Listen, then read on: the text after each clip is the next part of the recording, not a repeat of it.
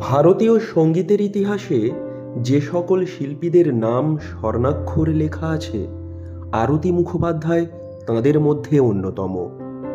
নানা ঘাত প্রতিঘাতের মধ্যে দিয়ে এগিয়েছে মহান এই শিল্পীর বর্ণময় জীবন। এমনকি তাঁর কণ্ঠকে নষ্ট করার জন্য তাঁর খাবারে বিষ পর্যন্ত দেওয়া হয়েছিল। তবুও তাঁর প্রতিভাকে আটকে রাখা যায়নি, কারণ ফুলের গন্ধ কখনো পাতায় ঢাকা পড়ে না। আজও সঙ্গীতের আঙিনায় তিনি স্বমহিমায় উজ্জ্বল। আরতি মুখোপাধ্যায় জন্মগ্রহণ করেন 1943-এর 18 জুলাই। বাবা মনোরঞ্জন মুখোপাধ্যায় ছিলেন সঙ্গীত সাধক। যদিও আরতি দেবীর গানের হাতেখড়ি হয় মায়ের কাছে, পরিবারের প্রায় প্রত্যেকেই সঙ্গীতের প্রতি অনুরাগী ছিলেন। অল্প সময়ের মধ্যেই বাবাকে হারান আরতি দেবী। খুব ছোট থেকেই ভারতীয় শাস্ত্রীয় সঙ্গীতের তালিম নেন তিনি। সুশীল মুখোপাধ্যায়, ওস্তাদ মোহাম্মদ শাগির উদ্দিন খান, পণ্ডিত চিন্ময় লাহিড়ী প্রমুখ ব্যক্তিত্বরা ছিলেন আরতি মুখোপাধ্যায়ের সঙ্গীত গুরু। এক অনুষ্ঠানে আরতি দেবীর গান শুনে মুগ্ধ হয়েছিলেন বিখ্যাত সুরকার রবীন ভট্টাচার্য। এরপর তিনি মামলার ফল ছবিতে গানের সুযোগ করিয়ে দেন আরতি দেবীকে। 1958-তে মীনা কুমারী অভিনীত হিন্দি ছবি সাহারাতে নেপথ্য কণ্ঠশিল্পী রূপে প্রথম সুযোগ পান, কিন্তু ওই ছবিটির সঙ্গীত ততটা সফল হয়নি। এরপর 1962-তে কন্যা নামক একটি বাংলা ছবির হাত ধরে আবারও বাংলা ছবিতে গান গাইতে শুরু করেন আরতি দেবী। তাঁর ভুবন ভোলানো কণ্ঠের জাদুতে বাঙালি এতটাই বিভোর হয়ে পড়েছিল যে তাঁকে অনেকেই সন্ধ্যা মুখোপাধ্যায়ের সমকক্ষ ভাবতে শুরু করেন।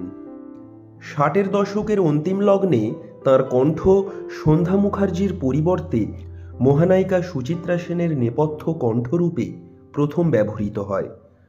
1966-তে গল্প হলেও সত্যি ছবিতে গান গেয়ে তিনি সেরা মহিলা নেপথ্য কণ্ঠশিল্পী রূপে বিএফজেএ পুরস্কার পান।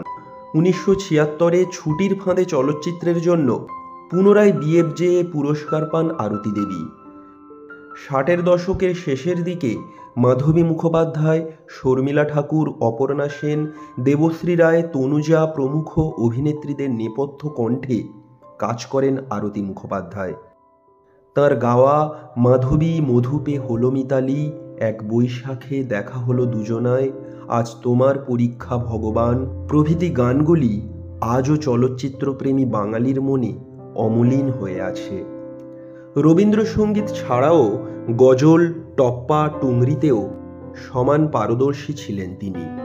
সুবর্ণরেখা ছবির একটি গান শুনে পরিচালক ও প্রযোজক তারাচাঁদ তাকে বোম্বে নিয়ে যাওয়ার কথা বলেন। সওদাগর নামক একটি হিন্দি ছবিতে প্রথম প্লেব্যাক করেন আরতি দেবী। এরপর একে একে আর.ডি. বর্মন, কিশোর কুমার, আশা, লতা প্রমুখ নক্ষত্রদের সঙ্গে কাজ করেন আরতি দেবী।